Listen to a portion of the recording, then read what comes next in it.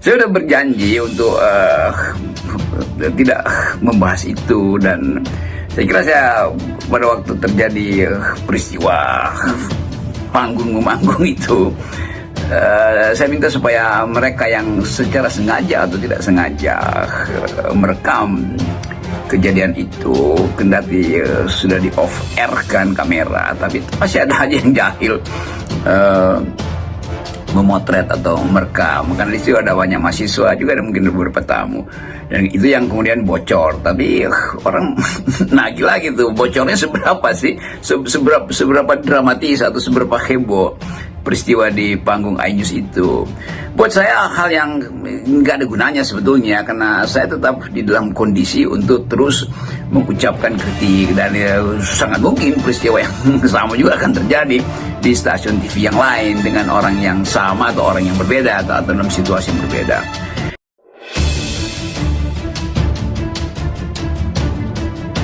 Debat panas terjadi di acara Rakyat Bersuara iNews antara pengamat politik Rocky Gerung dan Ketua Umum Solidaritas Merah Putih atau relawan Jokowi, Sylvester Matutina. Sylvester sempat berkata kasar kepada Rocky Gerung dalam acara itu. Sehari kemudian, ia pun memberikan klarifikasi mengenai dinamika yang terjadi tadi malam Selasa 3 September 2024 di acara Rakyat Bersuaranya Bang Aiman di iNews TV antara saya Sylvester Matutina dan saudara Rocky Gerung. Itu adalah bentuk shock terapi saya kepada saudara Rocky Gerung. Namun, video klarifikasi tersebut justru mendapat respon yang kurang mengenakan dari netizen. Dalam debat itu, Rocky Gerung terlihat sangat tenang mengatur emosinya, berbeda dengan Sylvester yang dari awal sudah menunjukkan tensi tinggi. Rocky Gerung pun akhirnya angkat bicara mengenai hal ini. Banyak orang yang bertanya soal apa sebetulnya yang terjadi di acara saudara Aiman itu, behind the scene-nya apa aja ketika kamera dimatikan. Saya sudah berjanji untuk tidak membahas itu, dan saya kira pada waktu terjadi peristiwa panggung memanggung itu, saya minta supaya mereka yang secara sengaja atau tidak sengaja merekam kejadian itu, kendati sudah di off air kan kamera, tapi masih ada aja yang jahil memotret atau merekam, karena di situ ada banyak mahasiswa juga, ada mungkin beberapa tamu, dan itu yang kemudian bocor. Tapi orang nagih lagi tuh, bocornya seberapa sih, seberapa dramatis atau seberapa heboh peristiwa di panggung iNews itu. Buat saya hal yang nggak ada gunanya sebetulnya, karena saya tetap di dalam kondisi untuk terus mengucapkan kritik, dan sangat mungkin peristiwa yang sama juga akan terjadi di stasiun TV yang lain dengan orang yang sama atau orang yang berbeda atau dalam situasi yang berbeda. Saya dari awal tahu bahwa kemampuan orang untuk mencaci maki saya itu juga disebabkan karena kemampuan saya untuk memberi kritik pada junjungan dia, pada junjungan mereka. Bagi saya itu fair-fair aja tuh. Yang tidak fair kalau misalnya ada pertarungan fisik di situ kan nggak mungkin orang yang might is right itu dalam pepatah Inggris itu, might is right artinya yang kuat itu yang benar kan. Di dalam debat itu yang argumennya paling masuk akal dia yang mesti diterima. Jadi kalau ada semacam kemarahan itu ya penanda bahwa kemampuan untuk mengendalikan faktor yang memicu kemarahan itu lemah. Jadi ya orang sebut itu sebagai emotional cohesion atau pengendalian atau spiritual cohesion bahkan. Jadi buat saya hal yang biasa aja tuh, dan saya terlatih di dalam membaca bahasa tubuh orang, karena apapun, kalau Anda seorang dosen atau Anda seorang yang peka terhadap alam, Anda tahu tanda-tanda di mana kemarahan muncul, tapi gimana kemarahan mesti dihentikan, di mana kewaspadaan itu harus ditaruh di depan, kapan kewaspadaan itu dijadikan cadangan. Kalau saya lagi naik gunung pasti saya tahu tuh bahwa ya tubuh kita itu dituntun juga oleh semacam insting bahwa di depan ada bahaya, maka nunduklah. Nah, kadang-kala kita lupa itu, tapi kalau kita terbiasa dengan alam, kita tahu tanda-tanda alam. Ya kalau kita udah terlibat dalam debat, tidak ada sopan santun lagi kan.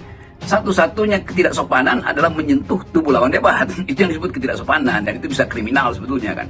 Kan ada semacam etika bahwa Anda boleh caci maki suka-sukamu, Anda boleh pakai apapun, satire, argumen, kemampuan retorika, kemampuan demagogi bahkan itu. Tetapi saya selalu ingin tunjukkan bahwa perdebatan itu adalah soal menghunus pikiran, bukan menghunus kepalan tinju. Jadi kelihatannya kita mesti belajar. Ya, peristiwa itu juga ya, kita pakai aja sebagai alat untuk belajar bahwa menahan emosi dan meruncingkan pikiran itu lebih penting daripada mengumbar amarah itu. Tapi udah peristiwa itu udah berlangsung, ada saling pemahaman bahwa di belakang layar mungkin masih ada yang belum beres. Tapi kita mesti tahu bahwa itu adalah ruang publik. Ruang publik hanya boleh diisi oleh argumen publik. Itu dasarnya tuh. Nah, semarah-marahnya tetap tidak boleh ada kekerasan tuh, dan itu sebetulnya tanda dari peradaban kan. Nah, kalau akhirnya diselesaikan dengan bertinju atau gontok-gontokan, itu artinya orang takut juga akhirnya naik panggung kan. Oh, takut gue kenapa? Karena badannya lebih gede, bukan karena otaknya lebih besar kan, itu akhirnya begitu.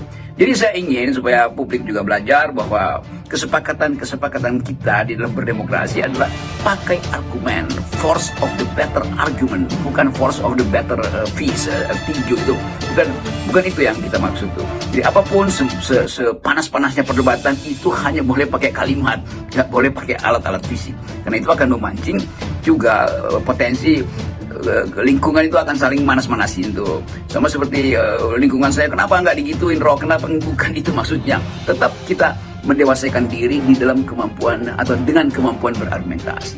Politik adalah kemampuan berargumentasi itu. Silat lidah oke, mau nipu di dalam atas panggung oke, mau berbohong oke.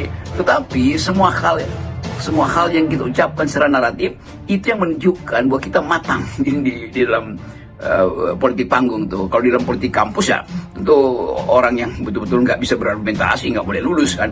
Tetapi di panggung politik kadang-kala mesti dibawa dengan retorika. Bahasa tubuh itu penting tuh. Tapi bahasa tubuh artinya pikiran kita bahasakan melalui gerak tubuh. Bukan kemarahan kita yang kita eksploitasi lalu kita fasilitasi melalui kekekaran tubuh atau kekuatan otot. Itu nggak boleh itu adalah subhuman.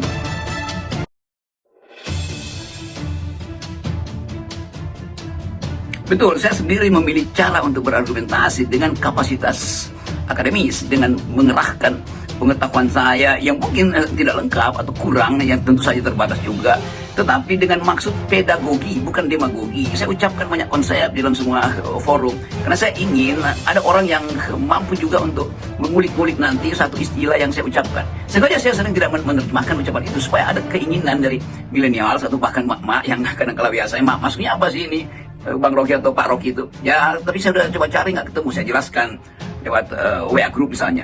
Tetapi intinya adalah di dalam diskurs demokrasi kita harus biasakan supaya setiap peserta perdebatan itu mampu untuk mengevaluasi diri dan mampu untuk menghasilkan diskurs akademis. Itu intinya. Politik disebut politik kalau ada keindahan puitis di dalam berbahasa, dalam retorik, tapi juga ada ketajaman intelektual. Nah itu intinya begitu. Nah itu yang ingin saya tularkan sebetulnya, dan saya berterima kasih karena seperti istilah kemarin Pacta sunt servanda, akhirnya saya diserbu oleh mahasiswa hukum. Saya terangin ya, buktinya namanya Pacta sunt servanda. Tahu nggak istilah itu? Saya bilang Rocky, ya kan, mana buktinya? Sekarang kita ngomong mengenai presiden yang ini buktinya, cawe-cawe. Pakai bahasa Inggris, a fact must be served. Namanya Pacta sunt servanda, perjanjian harus diucapkan. Untuk minta terangkan ulang dong apa itu Pacta sunt servanda, karena ternyata juga banyak mahasiswa fakultas hukum yang tidak dibantu oleh dosennya untuk mengerti istilah Pacta sunt servanda itu, dan memang banyak dosen juga yang salah mengartikan itu. Misalnya istilah a fact must be served, fakta harus perjanjian harus dilakukan sebagai undang-undang, ya itu ada di dalam hukum perdata. Tetapi prinsip itu juga bisa diperluas ke wilayah hukum pidana misalnya, sebagai prinsip, bukan sebagai hukum positif. Itulah tadi klarifikasi Rocky Gerung. Bagaimana menurut kalian? Silakan diskusi di kolom komentar. Salam perjuangan, salam akal sehat.